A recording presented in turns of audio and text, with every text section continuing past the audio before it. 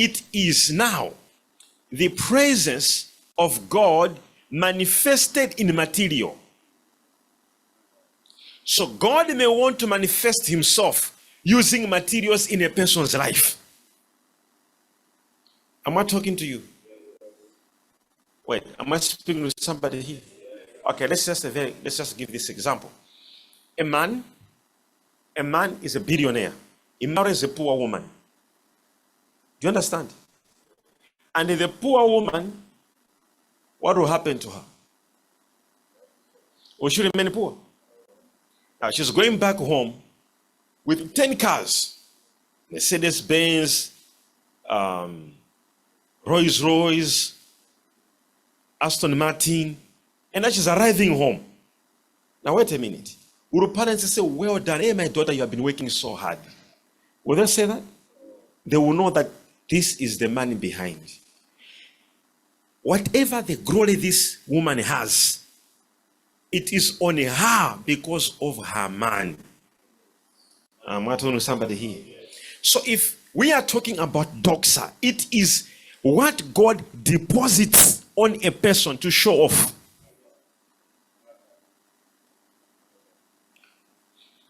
We're not teaching again. We already taught this with the scriptures. We already did it, right? So God is showing off. That's doxa. Now we said, okay, it's a big problem to be preaching, to have kavod, to be having the presence of God over your life, and not having what? Doxa.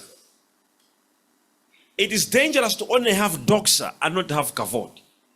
So we have people who are billionaires out there, but they don't have the presence. And we have people who are in church who have got the presence and they don't have doxa. Am I talking to you? But we see the Bible that this wonderful gentleman by the name Solomon, he had both.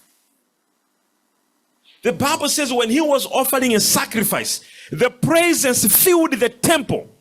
Is it 1 Chronicles chapter 7? If you're not 2 Chronicles chapter 7, just try to check it. Verse 1. It says the presence filled the temple, that even the men of God who actually were eunuchs, who never married anyone, these were priests. The Bible says they could not even stand in the temple. They were falling under the power. Do you understand 2 Chronicles? Actually 7, isn't it? 7 verse 1. I was right.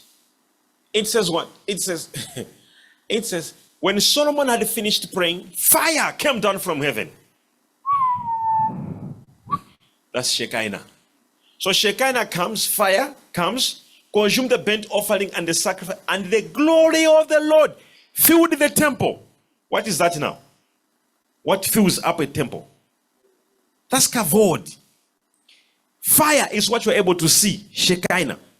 There, fire burning. Shekinah. The glory that now we are dealing with what? Kavod. Filled up what? The temple. In verse 2. And the priest could not enter the house of the Lord because the glory of the Lord had filled the Lord's house. The kavod. If you check it in Hebrew, is kavod. That one, that particular one. It is, you cannot stand. They could not even enter. And the man is rich. He's a billionaire. And has got the kavod. So you have the glory. And the man, he was operating in both glory. The glory of God's presence, the glory of material, and the glory of physical manifestation. That when the queen of Sheba of Ethiopia went to Israel to see Solomon, the Bible says when she saw the glory in his house, how men were working, the type of God that he had, the Bible says there was no spirit left in her. Meaning to say, whatever demonic spirit left, just deliver us, just by the type of the house. The Bible says there was no spirit left in her. Everything left. She had some backing. seen what type of this. So that is doxa. Now we said God is not present anywhere else apart from in his glory. God is found in his glory. So God told Moses, he said, Moses, build an ark. Can I have my ark, please? I need to explain this properly. God said, build an ark. Tonight's teaching is going to be very interesting. God said, build an ark. So God said, when you build this ark, you must use you must make it like a box. But as you make it, you must use acacia wood. The wood you must use there must be from the tree of acacia. When you make it, he said on top of it, you must put two images, sculptures, two. And they must look like angels. And they must flip their hands. And they must face each other. And then you must laminate the whole ark with pure gold. Am I talking to somebody? Laminate it with pure gold. Then he said, when you do that, I will come in and I will enter and I will be inside of it. My glory will be inside. But these two they must take a shape of cherubims and they must face each other because they shall cover my glory.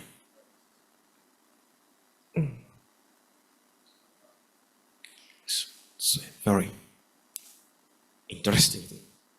So the glory of the Lord was inside, covered by two angels facing each other. And the names of these angels were cherubims. Why? Because cherubims are the only angels that cover the glory. Not Gabriel. It is only what? Cherubims. Not Uriel. Not Muriel. Are you hearing me? It is only cherubims that cover God's glory. And this is how it was looking like. Just bring it over here. You stand over here. This is how it was looking like.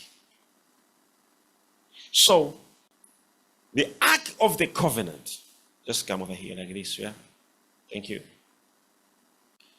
You see these two angels. How are they sitting? Facing each other. And they are kneeling. Are you seeing them? So inside here, this is known as the mercy seat. That's the mercy seat. And inside, that's where God was supposed to be found. Am I talking to somebody here? So the glory of God was living inside. My friend, wherever this ark was taken to, the following three things were happening. One, either the kavod, the presence of God would be so strong. When they took this ark into a house of Dagon, an idol, the presence of God was so strong. Dagon had to fall and break its neck because of the presence. That was kavod. When they took this into the house of the Philistines, the Bible says all Philistines had sores on their body. Sign Shekinah. You are able to see what the glory can do. When it went to the house of Obed Edom, the Bible says the man became a millionaire. Everything in his house. That is doxa. He didn't hear it. So, everyone was benefiting differently from the same glory.